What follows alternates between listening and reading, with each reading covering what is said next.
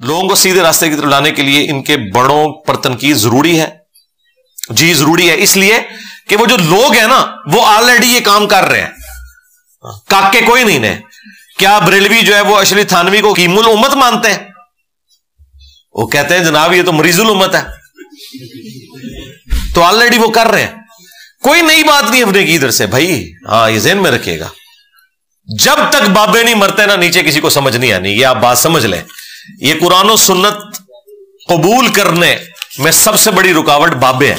اس کی وجہ یہ کہ جب آپ ان کو کہیں گے نا ایاک نعبد و ایاک نستعین، تو یہ کہیں گے کہ سن فریاد پیرا دیا پیرا، میری فریاد سنی کان تر کے ہو. وہ کہیں گے جی یہ سلطان بہت ہے عبد القادر جیلانی نو مشکل شاہ مندر نے. آپ ان کو آیت پڑھ رہے ہیں، وہ آگے سے ان کا شعر پڑھ رہے ہیں. میں کہا سن فریاد پیران دیا پیرا تے میری عرض سنی کن دھر کے ہو. بیڑا اڑیا میرا وچ کپران دے جتے مچھ نہ بہندے ڈر کے ہو. شاہ جیلانی محبوب سبحانی تے میری خبر لئیو جھٹ کر کے. پیر جنہ دے میران باہو وہی کندی لگ دے. سن فریاد پیران دیا پیرا تے میں آگ سناواں کہنوں. جی میں جدوں ظاہر گل اپنے نال ہی ہوندی، میں جدوں ایہو جیاں گلاں کیتیاں نا تے پھر مینوں ایویں سکون ہو گیا بھی بابے کہہ رہے ہیں چپ کر اسی جانی ہے ساڈا کم جان. تو بابے تو انہوں نے خود مارے آگے لا کے پھینکے ہیں نا کہ وڈو انہاں نو. ہاں اگر یہ بابوں کو نہ مارے آگے پھینکتے، کہتے نہیں یہ سب وہ پی گئے نے تھوڑے بابیاں نو. وہ بابے نو تاں پیا کہ بابے تسی کہ باندری دے پیر سڑدے نے، وہ بچے جڑی ہیں اپنے پیراں تھلے دیندی ہے.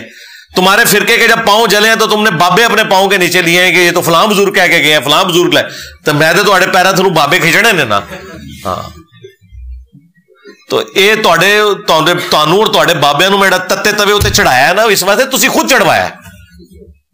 اچھا کئی لوگ بڑے معصوم بن گئے، ہمیں وہ کہہ رہے ہوتے ہیں وہ دیکھیں جی انجینئر صاحب بزرگوں کا کوئی قصور نہیں ہے نا، یہ پچھلے لوگ خراب ہو گئے ہیں تو آپ بزرگوں کو کچھ نہ کہا کریں. او بھائی ہم کب کہہ رہے ہیں بزرگوں کو؟ یہ کہتے ہیں کہ انہوں نے یہ کیا اور ٹھیک کیا، تو آپ مجھے بتائیں میں ان کو کچھ نہ کہوں؟ اچھا اگر نہیں سمجھ آتی تو پھر تم غلام احمد قادیانی کو برا کیوں کہتے ہو؟ وہ تو لاہوری گروپ ان کا کہتا ہے، اس نے تو دعوی نبوت ہی نہیں کیا ہوا. وہ کہتے ہیں یہ جو قادیانی مرزئی جن کو آپ کہہ رہے ہوتے ہیں نا احمدی، انہوں نے اس پہ جھوٹ باندھا ہے. جو ان کا لاہوری گروپ ہے وہ کہتے ہیں وہ مجدد تھا، اس نے دعوی نبوت نہیں کیا. تو پھر بریلوی دیوبندی اہل حدیث جو ہے وہ غلام احمد قادیانی کو برا کیوں کہتے ہیں؟ وہ کہتے ہیں بھائی یہ کہتے رہے جھوٹی سمائیاں دے رہے ہیں، اس نے کام ڈالا ہوا ہے. یہی کہتے ہیں نا. اور یہاں تو سارے اون کر رہے ہیں اپنے بزرگوں کو. تو وہ تنقید اس لیے کی جا رہی ہوتی ہے کہ تنقید برائے اصلاح ہے، اور یہ کوئی ہم نیا کام نہیں کر رہے، یہ ذہن میں رکھیے گا.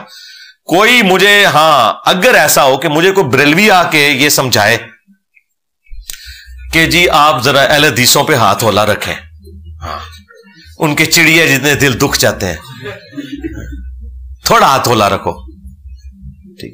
یا کوئی اہل حدیث آ کے مجھے سمجھائے کہ آپ رفع الدین پہ زور نہ دیا کریں. ٹھیک ہے بریلوی بیچارے جس طریقے سے نماز پڑھے ان کو پڑھنے دے، کیوں رفع الدین ہوتے زور دیں ہو گئے کہتے ہیں منڈ کے رکھو انجینئر صاحب ایسی تیسی نہ دی پنواؤ مزار نہ دے. تو بات یہ کہ یہ خود ایک دوسرے پہ تنقید کر رہے ہیں ہماری، تو ہم نے وہ ساری تنقید ایک جگہ جمع کر دی، ہم نے کوئی نئی چیز نہیں نکالی اللہ کے فضل سے. گھر والوں کو کیسے سمجھائیں کہ وہ جلدی شادی کے لیے راضی ہو جائیں؟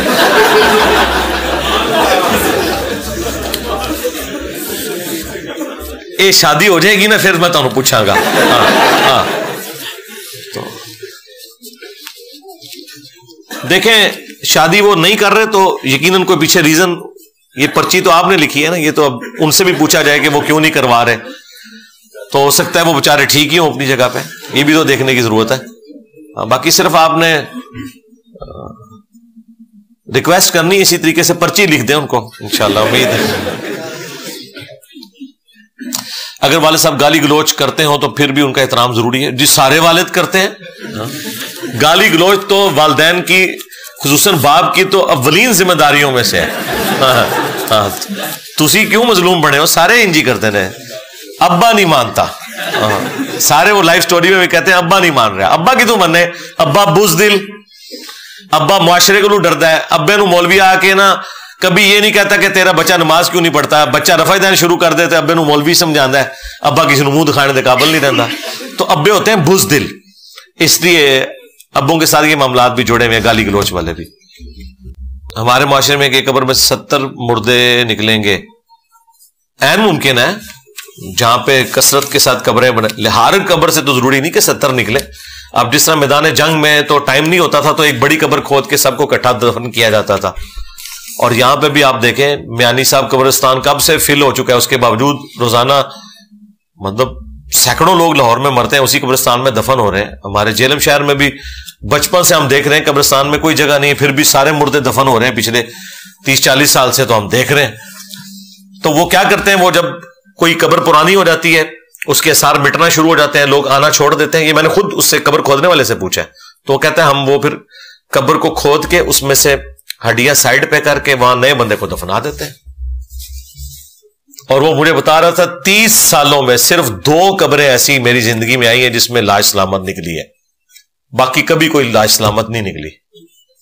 میرا ایک دوست سائی ہے, اس کو دار اسلام میں لانے کے لیے کیا پہلے اللہ کا تعارف کروائیں جی. خواہ کوئی مسلمان ہے, کوئی کرسچن ہے, کوئی ہندو ہے, کوئی بھی ہے, پہلی بات جو آپ سٹارٹ کریں نا کریٹر سے کریں. دین تو بات کی چیز ہے, دین تو اللہ تعالی کی ایک ریکوائرمنٹ ہے اپنے اس بندے سے جس نے خدا کو مان لیا. جب تک کوئی خدا کو سیریس نہیں لے رہا, آپ اس کے سامنے دین کی بات کیوں کریں گے, نماز کی بات کیوں کریں گے. اللہ کا تعارف کروائیں, اور جب وہ اللہ کو سیریس لے پھر اگلی باتیں اس کے سامنے رکھیں. اگر کوئی ایسا کہتا ہے کہ جرم آدم علیہ السلام نے کیا اور سزا ابن آدم کو ملی, بھئی حضرت آدم علیہ السلام کو بھی سزا ملی ہے, اور ابن آدم کو جو سزا مل رہی ہے وہ اپنے باپ کے جرم کی نہیں مل رہی ہے, اپنے جرموں کی مل رہی ہے. ہاں, یہ ذہن میں رکھیے گا. تو وہ تو آپ اپنی مرضی سے کر رہے ہیں, باقی وہ تو اللہ تعالیٰ کا پلان تھا کہ زمین میں انسان کو خلیفہ بنانا ہے. اس کے لیے ذریعہ جو بھی بنا الٹیمیٹلی زمین پہ حضرت آدم علیہ السلام نے آنا تھا. وہ پھل نہ بھی کھاتے پھر بھی انہوں نے زمین میں ہی آنا تھا. وہ تو ان کو ایک اللہ تعالیٰ نے ایک ٹیسٹ دیا, ادروائز آنا ادھر ہی تھا. حضرت عثمان کے دور میں جمعے کی دوسری اذان کا آغاز ہوا, کیا اس پر اجماع ہے؟ عبداللہ بن عمر نے مخالفت کیوں کی؟ عبداللہ بن عمر نے ٹھیک مخالفت کی ہے جی, ہم ان کے ساتھ ہیں, اور ان کا اپنا جواز کی حد تک معاملہ درست تھا. باقی حضرت عثمان نے جو دوسری اذان دی تھی وہ مسجد میں تو نہیں دی, مسجد میں دوسری اذان کے اوپر کوئی اجماع نہیں ہے. ہاں, یہ بالکل بدعت ہے. حضرت عثمان نے بخاری میں آیا کہ بازار میں اذان شروع کروائی تھی کیونکہ آواز نہیں تھی مسجد کی, وہاں جاتی اسپیکر نہیں تھے, مسجد میں ایک ہی اذان ہوتی تھی. لہذا جو اہل حدیث ہیں یہ بالکل ٹھیک چل رہے ہیں کہ مسجد میں ایک اذان دیتے ہیں, اسپیکر سے آواز باہر جا رہی ہے, مسجد میں 2 اذانیں دینا یہ بالکل بدعت ہے, کوئی ثابت نہیں حضرت عثمان سے.